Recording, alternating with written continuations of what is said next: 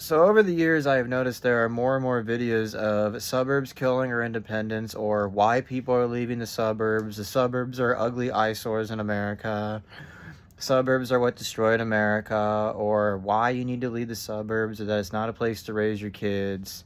It's been a real popular trend of making YouTube videos. So before I begin, I lived in the suburbs for 12 years before I started traveling across the country. And in my high school years, after we left the suburbs in Bakersfield, California in 2005, I rode a bike to and from school when I lived in Durham and Lisbon, which was where Stephen King lived and the school he graduated at.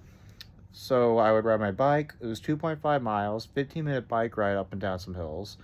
That was kind of where I learned how to be independent and build a character, was riding a bike to and from places, because everything was so close but at the same time rural. So now we begin this video since it's become a real trend, and I have so much to say. The trends of the suburbs being depressing, isolating, and so spread out is not just YouTube videos, it's real. Welcome to my suburban neighborhood. It's down a slope, down a hill, on one road in the middle of nowhere in sort of a T shape. This is it. This is all you see. This is all I get to see and go to when I'm walking. It's so boring, it's depressing, it's draining, it's degrading. There's no life, there's no colors, there's no people my age here. It's so isolating. There is nobody my age that lives in this neighborhood. There's nobody here that has the same ideas and creativity as I do. This is all you see. A lot of the people that live here are a wife and a husband with 4 kids in a minivan, or those new electric cars and trucks and SUVs.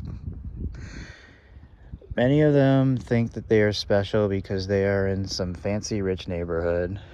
I get one neighbor right over here that always talks to my parents, always saying how I'm basically a loser and not successful at my age, and that I'm not where I should be at my age, and has all this shit to talk, but yet doesn't have the courage to say it to my face.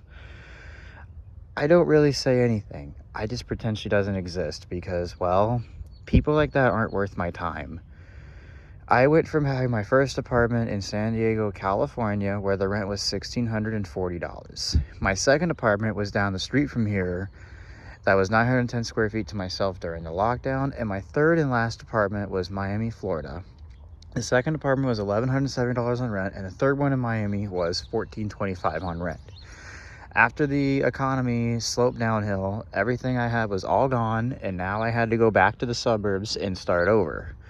And that's really why I don't really care what that neighbor thinks or says about me. This is the road towards my neighborhood. They're already building more suburban neighborhoods right across from us, which was previously a cornfield for the longest time.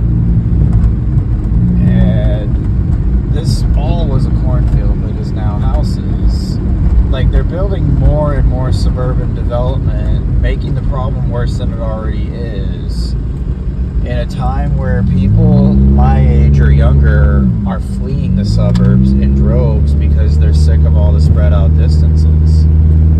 Like, we are sick of having to get in our cars and drive all these far distances just to get to a grocery store, just to get to a gas station, just to go get snacks, just to go meet up with a friend, having to circle around for parking at a mall just to get into a restaurant or walk around, or we can't even go out and get a drink when we all hang out together because then we got to worry about how we're going to get home, as cops, aka road pirates, love to hang around the roads and hide.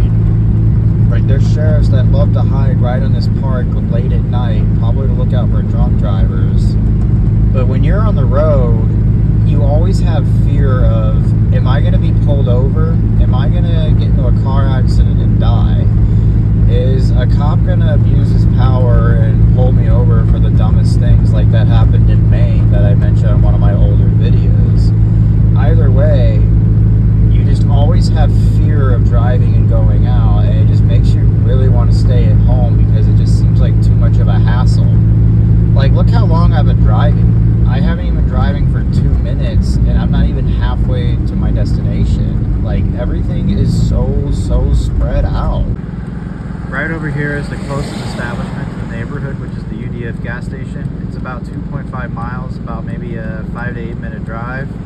This is the nearest thing we have around here for resources. That's where I go to get snacks every now and then. That's where a lot of people tend to hang out. This is where stuff comes around, like Walgreens, a church, a couple houses in between that were likely here before everything else was. Further down here is a Cozy's Pub, then there's the Putter's Pub. This is where establishments start to pop around. And if you were to walk here, good luck. If you manage to walk over here without getting ran over, it'll probably take you 30 minutes minimum. When you get to the business establishments, like the bar and the gas station and other things in between, you get to deal with the sprawl and the traffic. This is where it starts to get really bad. There's just too many cars on the road. I remember like 10 years ago, there used to be nobody on this road. The only time this road got congested was 8 a.m. during school and work hours. After that, it's pretty much dead. But more and more people from Los Angeles alone have been moving here. And now we have twice the traffic and home prices, which makes it kind of overwhelming just to commute to your area. Like, look at this, there's so much traffic. Now it is 3 p.m. school hours, but we didn't have this much traffic like 10 years ago. But that's because there are more and more people moving here and have cars driving, and there are not enough roads and commutes for everyone to get around. In this area, we have to drive. Finally, after all that stress and commuting, which took probably like 10 minutes from all that congested traffic, you get to the grocery store and the strip mall. This is also the same grocery store I worked at 12 years ago. Worked here for 5.5 years before I started job switching every year or so. But anyway, after all that long commuting and being overwhelmed in the traffic, you get to finally head to the grocery store. This used to be the area everyone would hang out all the time. Back when I was in my early 20s working here pushing carts, we used to get like teenagers, high school kids, residents who lived here just hanging around this area as if it's the local hangout area and establishment. You would see like adults hanging around the entrance, just all chit-chat and gather around circles, like as if this is everybody's hangout area. And take a look at the freaking parking lot. Like, if you look at it, it's like 3 times the size of the store. There's just quite a handful of memories of just being in this parking lot alone when I was here years ago. Like, it's kind of sad when I look back at my younger days, remembering that I had so many adventures and times hanging around a parking lot pushing carts. And it wasn't just me. It was pretty much everybody in the town. Literally, people will just hang around this grocery store like it's their hangout area, especially kids getting out of high school. Like, there's really nothing else to do. That wasn't until the mall down the street opened up anyway. Back before the mall was here, this was everybody's hangout area. But now most people have just started hanging around the mall. And even then, the Liberty Center is not really a place for people hanging around anymore. I mean, people still go there for restaurants and stuff where you can't find parking on a Saturday.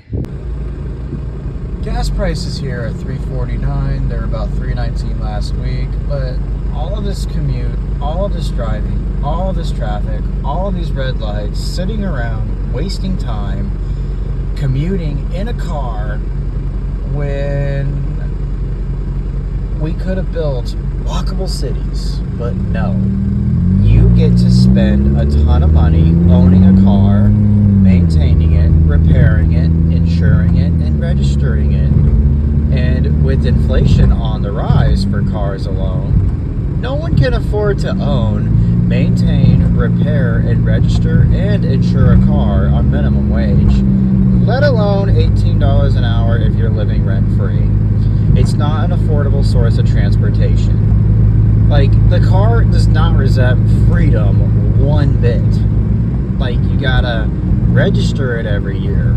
These plates are expired by a month from another state, which was Maine. And if the cop were to pull you over, you get a ticket. And if they find out you don't have insurance, which I don't, you're gonna get really screwed. Like, I stopped paying insurance because, wow, $88 a month I will never get back. And guess what? All of that insurance money, like, that goes to your car accidents, it comes from other people's money. That's how insurance companies are able to afford the dents and accidents, is because all these people are paying for it, and then they combine that money to help you, and they get all greedy and say that, oh, we're going to increase your rates because you're a risk to our fucking company. Like, after everything I've just said, like, does a car represent freedom? I'm pretty sure people have already typed saying a bunch of nonsense, which I don't bother reading anymore for that reason. But yes, a car, like, it's anything but freedom. What if your car breaks down? Or if you get into an accident and you're not able to drive your car? Your house is basically a prison. Like, quite literally, that commute, from what I calculated, was probably closer to 20 minutes or so just to go get a beverage, when I could have, like, walked down a street if I was in New York for less than 2 minutes to get a beverage. On top of that, I can get a deli sandwich, some pizza, some bagels, fine dining, hanging out at a bar without the worry of driving, meeting new people, being able to ride a bike and go anywhere. But over here, you don't get that freedom. And because everything is so isolating and spread out to where nothing is in walkable distance, and there's nobody that is my age that lives near here, there's really nothing else to do. For the most part, we all just stare at our phones, stare at our computers, and browse on social media, just sitting there wasting time with all these short videos, especially TikTok, is because there's just nothing else to do. Like, all the things we could think of doing, we have to spend money, we have to drive, we have to take absurdly long commutes, we have to wait in line, we have to spend a fortune or whatever. So for the most part, we just, well, sit at home. And for me, I personally don't really like to spend hours on social media. I usually read a book, I watch interesting videos. I try to be as, like, productive as best as I can, but with the limited resources around here, there's really not much to do. Like, and all you ever see out your window is just kids running around. And what you got to realize is that all these kids are going to soon to be our age, or they're going to be at least at the age to where they need to grow their autonomy and independence. And when they turn 18, they're not going to be able to have the skills of independence or know the first thing about it, because they are so dependent on their parents driving them everywhere. And let's not forget the toxic controlling parents, which is what makes the suburbs a toxic environment. Now, that's a whole different documentary, so I don't think we need to go there. The reason I have to keep my voice low is because there's other people who live in this house, and they can hear every word I say if I speak too loudly, and I don't want to, like, disturb them. Which is why I moved all my guitars and equipment to the basement. This was the part I forgot to add while thinking and staring out the window. So, all these houses you see and us commuting everywhere, who can really afford to live here? Do you really think anyone who lives within a 10-minute drive has a job that pays enough to live here? No. That's another thing about these spread out commutes in the suburbs. If you want a high-paying job to work in a shitty office that can afford to live in this house, you have to drive at least 20 or even as far as 30 minutes away from here near the city just to be able to have a job that's sustainable enough to live in this neighborhood.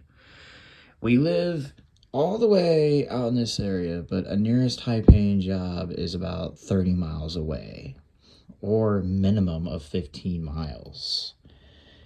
Like, what good is living in a suburban area like this if you have to drive all of those miles and your time just to be able to have a job to pay for a house like this? If I was in a situation where a high paying job I had was far from here, I would just go to the city, because all that commuting and sitting in a car stuck in traffic wasting gas really is not worth my time. To get the time going and the video concluded, let's call a friend. He's an expert about this suburban topic. Yo, Yay! Sorry I missed your call. I was in the middle of cleaning. yo, it's coming out.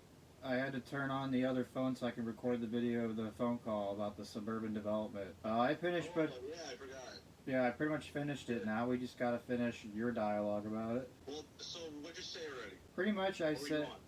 So pretty much, I would say this is my neighborhood. Isolation. People call me lazy because I'm 32 and don't have a place to live with the shitty economy and inflation and how they all talk Bro, shit. yeah, no, like, dude, suburbia is like, the whole suburbia thing, it's like, it puts you in isolation, and It does. witnesses people, you know, like, That's actually what I talked about too. It's so isolating, and then I say that everything's so spread out. I'm not able to meet people my age, and I'm not able to be creative. yeah, when you look at, like, other countries in Europe, Yeah, like right, Europe. they're so tight-knit and, like, developed, where it's a city-like system, where you don't need a car. Right. You know, you walk down the street, you got all your stuff there. You got your groceries, you got your, clubs, whatever you got. You get around by bike and shit. Like, at least in Amsterdam, you know? Oh, I've heard about Amsterdam. Most of Europe I picture as everything walkable with brick layered roads and bicycles or bus and trains, having coffee on those old school buildings all together, having a good time. That's what I Yeah. picture. You know, like Yeah, I. it's just like America, man. Like, we have so much we need to work on. Right. And like, they don't give a shit about what people think or what they want or how things make sense. They're like, oh, no, listen. How about we just milk them for all the money they have? Yeah. With taxes, highway tolls, all that bullshit. Right. Just think how crazy. Okay, just think how crazy this. Like, some guy just sets up a toll on a fucking highway and starts charging people to go down it. Right. They have a. It's insane. Yeah, since you're in Florida now, how many tolls have you passed on the way down there? Like, there's no tolls on the highway. There's just some tolls on small bridges, like 50 cents. I just, for some bullshit bridge. I mean, that's not bad. Yeah. But in New York, dude, to cross the Verrazano, it's like $18. Shit. I remember when I was in Miami, there was tolls left and right. My favorite part. Yeah, that's like when you're in Miami, like on that expressway, right? Like towards Palm Beach. Yeah, towards Palm Beach County. Yeah, that's the thing about Miami, but it's so like touristy and like bought out. You know, it's like Tampa, dude. I'm in Tampa right now, just chilling, man. It's so nice here. Like, it's way more chilled. You know, like, the people are way more relaxed. Like, there's like a lot of like, hobbyists, like people doing things. Yeah, that's how it was when I was in Florida, except for Miami. Like, it was so laid back, all the lights, flashing colors, people out on the streets. Like, it was literally like Vice City. Like, you got the warm weather, the cool Miami night sky, the buildings, the architecture. It's literally like you're in the video game with the wide open spaces, interaction of people, and there's no talk about politics, there's no talk about communism, nothing. It's like everybody's just out having a good time. Yeah. And I noticed that about Florida. Like, everyone's having a good time. The prices are good. The food quality's excellent. You know, it's such a bought-out touristy area that they need to make money, on right. people, so. That's how, like, I've noticed this, like, recently, but 30 years ago when I was in Florida, you know how you can just go to the beach and walk right in, right? I've noticed over the years they've been building up bushes and chain ropes around the beaches to where there's only one way in and one way out, and they gate it after dark.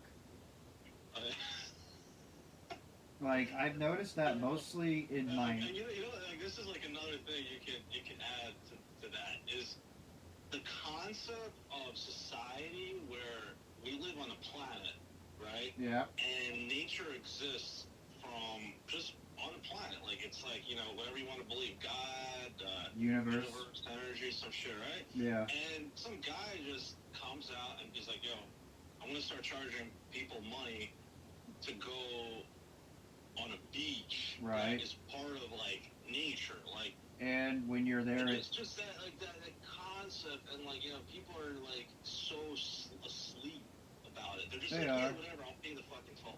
Dude, every single beach I've been to in Florida that has asked for money, like, that paid park shit, I didn't pay shit. How'd you get away with it? Yo, I didn't get paid shit. Like, there was one parking lot where I saw, like, the fucking meter bitch, yeah. around. I dipped. I went to, like, another, south of that and just, hit up another spot. Right. Like, I was gonna say, stupid, dude, in California, in San Diego, you can pay to park on the beach, but then you can park for free after like dark. But in Morro, like whenever It's stupid though. it It's like, is, man, like, how do you pay? Like, it's a beach, bro. It exists like on this planet. Like, nobody built this thing. it's Like, they're acting as if like they built the beach or something. Like, didn't they technically build Miami Beach and most of the beaches in Florida? Because I heard they no, had no. I mean, like they like scape it. Like, I understand. Like, okay, if it's a Yeah, hotel I type thing, they clean it and stuff. I kind of get that idea, but I mean, beaches are like thousands of years of just water hitting the surface. and You know, only and that's soon and pretty soon all that's its nature. That's the, like, the flow of water hitting the core, and the it like tell me more how you're free. The car represents freedom. Bullshit. yeah, Like you every gotta time, like every still bite the dust on it. right, every time I drive, I just have the fear of cops pulling me over for some reason, and I'm like, what do they gotta pull me over for? I'm like, I realize I haven't done anything, but I'm like, why do I still have that fear? You That's know? because like they first of all, that's like probably PTSD from Yeah, that was from Maine, dude. Dude, in Maine, I got busted like 6 fucking times for the dumbest shit. yeah. Dude, I got busted like my first month in for a license plate like being out with a cop hiding with his lights off, driving in Brunswick when doing DoorDash. The second, Dude, the sec, that's like a whole part of that suburban system because when I drove in yeah, the suburbs in like Philadelphia, so it was the same thing. It was like cops hiding in church parking lots and shit. yep, they hide with their lights off in Maine on the side of a road or under a Yeah. tree. And stop you for some fucking bullshit. Dude, And here, dude, dude, I have seen 2 cops so far. right? In my So first drive in Florida. Two first, cops. And first, one of them was literally pumping gas at a gas station and just gave me like a nod, right, and that was it. Like, they don't right. give a shit. They Florida don't. is so much more laid back because people are on beaches and getting sun and stuff. Yeah, I've noticed the one thing about Miami. Oh yeah, and here's the second time I got pulled over, which was 2 weeks later. Rolling stop, almost cutting someone off, but I didn't quite cause a scene. But a cop hid behind the bank and pulled me over there. Third time was no front license plate, driving on the road that we've been driving at for years and years. No front plate, got pulled over for that. And then they see the crack on the windshield, no inspection sticker because I just got the plates. And they are treating me like a criminal. Where you headed to? Where are you from? And I'm like, dude, I don't fucking answer questions. You don't have to answer any questions. And man. they treat Like, you, and they that's treat your you, first right is to just tell them, listen, I'm not fucking answering shit. dude, Like, you don't have a cause right? to, or you want to like investigate nothing. Like, you go fuck yourself. Like, I had cops like that in New York asking me shit. I'm like, bro, are you fucking nuts? I just Right. went for that. I'm like, Dude, no. there was that one night I came back there from Boston riding my bike around the town I grew up at, right? I rode my bike in that town for years, whether it was day or night, and I was 18 at the time, so I had police having the right to do anything you can at 18, like jail time, tickets, and shit, because I'm not a minor anymore, right? Riding my bike in that town at night for years. No cops, no people, no bullshit, basically. But when I come back at 31 years old, there's a cop hiding right by some abandoned lot with his lights right behind me saying, "Sir, you have no bike light on." And I was about to say to the guy, like, is that a new fucking rule? Because I've been doing this since my childhood. And he was like, Again, going to some suburban yeah, type systems where they have to give people tickets to pay the counties and stuff. Like, right, it's a for-profit thing, like speed traps. yep. Like, that's like a whole nother thing you can probably add on to is like the whole driving system Oh, of fuck, just I speed forgot about traps that. and like everything, Tollsboro, all that bullshit. It all adds up. It does. You know? And I've never been cited or anything, but they were like, I need to see your ID. And I was like, for what? I'm riding a bicycle at nighttime. I haven't committed a crime. And they see that my address is still at my buddy I lived with up in Green, which was like 20 minutes away from that town. They're like, if you live in Green, what are you doing here? And I'm like, not answering questions. Just like saying I plead the fifth, but silently. And Ends up getting my ID back and said, be safe. And I think me knowing my Fifth Amendment is what saves my ass. Yeah, you gotta know your rights, man. Dude, I had to educate myself on my rights 10 years ago. Yeah. I had to relearn. Yeah, they don't care at all for some reason. Like, I literally saw two cops, and they looked like the chillest. They look like guys that just got off the beach. Right? That's how I was in San Diego too, actually. But up here in Maine, God, I was pulled over twice in a row my last time there, right when I got the job at Applebee's in Brunswick. I was just heading to the parking right to go sleep in my car, right? And as I get like a block away from it, a cop in a truck stops me. And he looked like a fucking G.I. Joe military guy and pulled me over for a headlight being out on the driver's side. And I drove in Boston without a headlight on the right side all the time, and I never got pulled over for that. Never. Boston's a funny place, man. It is. But in Maine, oh, if your headlight's out, like they'll pull your ass over and they ask for like group insurance, ID, and all that shit. And then a second cop comes around saying, is everything alright? And it felt like an interrogation, like fucking Nazi Germany a little bit. And then as I turn around, heading to the motel, a second cop pulls me over for the same fucking thing. They literally did an illegal U-turn. Illegal U-turn on oncoming traffic just to pull me over for a headlight being out.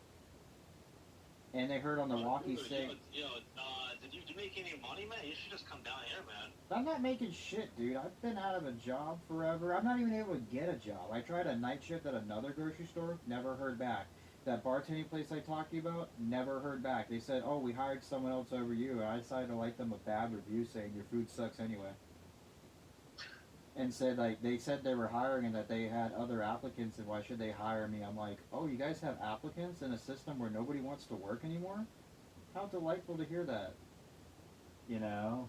I bet. You know, just sell that shit and fucking come on down, man. You're wasting time up there, bro. No shit, dude. Time. Like, dude. That area is gonna kill you, man. All